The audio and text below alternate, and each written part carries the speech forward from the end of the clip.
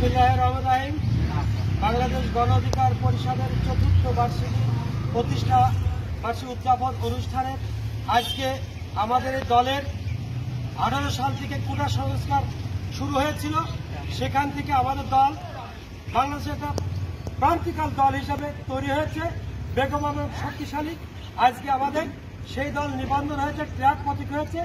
বাংলাদেশের মানুষের উদ্দেশ্যে আমরা বলতে চাই, এই দল যেখান থেকে তৈরি হয়েছে কোটা সংস্কার, আজকে সেই কোটা সংস্কার তার মুখ্য উদ্দেশ্য হচ্ছে দেশকে এবং জাতিকে আমরা বেগম এবং শক্তিশালী করতে চাই, যার যার অধিকার আমরা ফিরিয়ে দিতে চাই এবং দেশকে বৈষম্য মুক্ত করে আমরা দেশকে একটা রূপান্তর সুন্দর বাংলাদেশ বিনির্মাণের জন্য আজকে আমরা এই আনন্দ উদযাপন পালন করতে চাচ্ছি।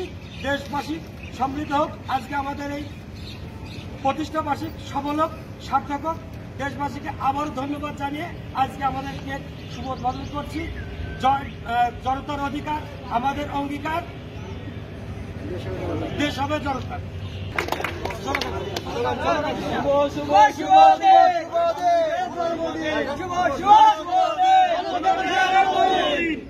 জনতার অধিকার শুভ শুভ দিন, শুভ শুভ শুভ দিন।